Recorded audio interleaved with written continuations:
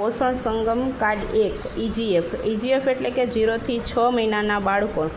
તો પહેલાં તેની બેઝિક ડિટેલ નાખવાની છે. નામ, જન્મ તારીખ, જન્મ સમયનું, વજન, માતા પિતાનું નામ, સંપર્ક નંબર, આંગણવાડીના કોડ, ગામ, તાલુકો, જિલ્લો, આશા વર્કરનું નામ, નંબર, આંગણવાડી વર્કરના નામ, નંબર, પોષણ ટ્રેકર આઈડી નંબર, ટેકો આઈડી, આ બધી ડિટેલ ભરવાની છે. પછી બાળકની સ્થિતિ કેમાં છે એમાં રાઇટની નિશાની કરવાની છે. તો કે એનઆઈસીયુમાંથી ડિસ્ચાર્જ મળેલ હોય તો એમાં, એસએનસીયુમાંથી ડિસ્ચાર્જ મળેલું હોય તો એમાં, પછી એલબીડબલ્યુમાં હોય તો એમાં, પ્રીટમમાં હોય તો એમાં, અને જન્મ સમય 2.5 કિલો કે તેથી વધુ વજન હોય તો એમાં. પછી અહીંયા ભૂખના લક્ષણો આપેલા છે.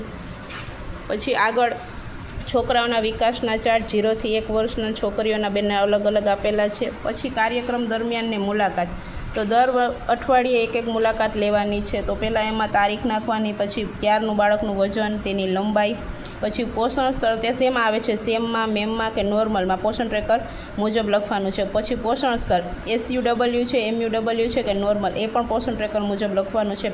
આવું 12 અઠવાડિયા સુધી કરવાનું છે.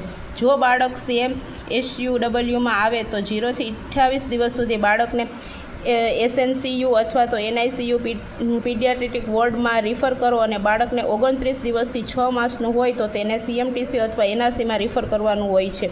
પછી તેના બંને પગમાં સોજા છે કે નહીં તે ચેક કરવાનું.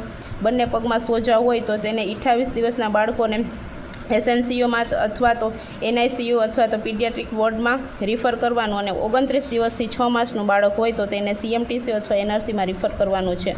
પછી માતાને પૂછવાનું છે, માતાને ધાવણ લે છે બાળક, બરોબર લે છે કે નહીં. જો તે હોય તો સમુદાય સ્તરે કરવામાં આવેલું કેવી, તેને શું આપણે કરવામાં આવેલું છે તે ચેક કરવાનું છે. પછી કાંગારૂ મધર કેરનું નિદર્શન કરવાનું છે.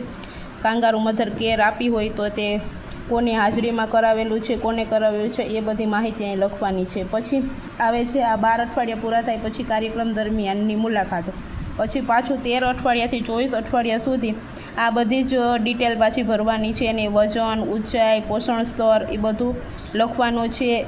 એના પગમાં સોજા છે કે નહીં, બાળક ધાવણ લે છે કે નહીં, કાંગારૂ મધર કેર આપવામાં આવે છે કે નહીં, આ બધી ડિટેલ ભરવાની છે. અને પહેલાં અઠવાડિયાથી 28 અઠવાડિયા સુધી આ બધી ડિટેલ ભરવાની છે અને એને આપણે મુલાકાત લેવાની છે.